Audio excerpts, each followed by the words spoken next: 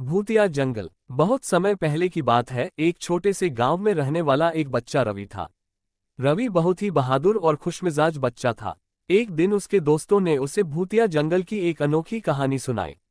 कहानी में कहा गया कि गांव के पास एक भूतिया जंगल है, जहां रात में भूतों की आवाजें सुनाई देती हैं। लोग कहते हैं कि जंगल में अगर कोई रात को जाता है तो उसे भूतों की चीखें सुनाई जाती हैं और वहां का सफर बहुत खतरनाक होता है। रवि यह सुनकर बहुत रोमांचित हुआ। उसने अपने दोस्तों से कहा, मुझे भी वहां जाना है। मैं डरने वाला नहीं हूं। उसके दोस्तों ने उसे रोकने की कोशिश की, लेकिन वह नहीं माना।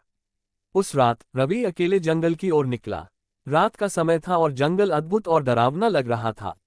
लेकिन रवि ने अपने आप को हिम्मत दी और आगे बढ़ा। धीरे धीरे रवि जंगल की गहराई में चलता गया। बारिश की बूंदें गिरने लगी और हवा भी ठंडी पड़ने लगी। रवि को डर लगने लगा, लेकिन वह अपने लक्ष्य को नहीं भूला। अचानक रवि ने एक भूतिया घर देखा।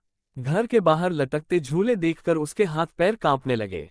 लेकिन उसने फिर अपनी हिम्मत जुटाई और घर के अंदर चला गया। घर के अंदर रवि को अचानक एक आवाज सुनाई दी। कौन है? उसने पूछा, लेकिन कोई उत्तर नहीं मिला। फिर से उसने सुना, कौन है? ये सुनते ही रवि के हाथ पैर ठंडे पसीने से भीग गए। धीरे धीरे रवि ने आवाज की ओर बढ़ते हुए कहा, मैं रवि हूं। मैं यहाँ आया हूं क्योंकि मुझे आपकी कहानी सुननी है।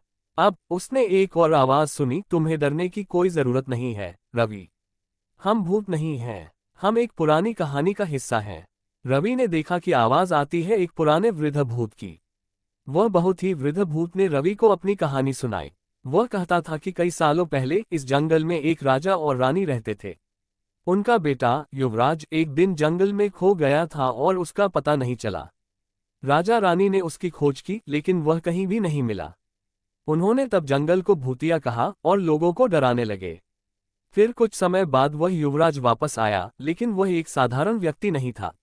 वह एक मजबूत इंसान बन गया था, क्योंकि वह अकेले जंगल में खोया था और उस जंगल में उनसे बहुत कुछ सीखा और खुद को मजबूत बनाया था, जो अब भी इस घर में रहता है।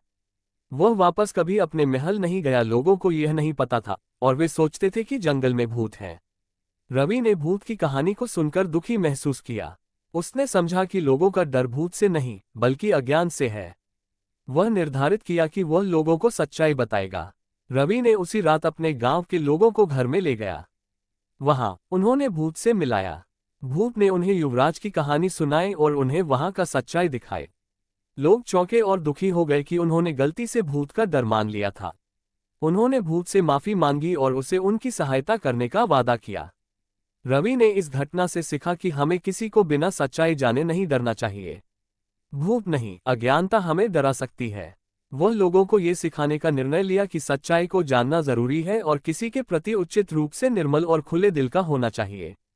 इसके बाद से भूतिया जंगल की डरावनी कहानियों का अंत हुआ और लोगों की यहाँ जाने की हिम्मत बढ़ गई। रवि ने लोगों को सच्चाई का परिचय किया और जंगल की सुंदरता का आनंद लिया। इस अनोखी भूतिया जंगल की कहानी ने रवि को न केवल एक नई दिशा दी, बल्कि उसने लोगों को भी सच्चाई की ओर ले जाने में मदद की।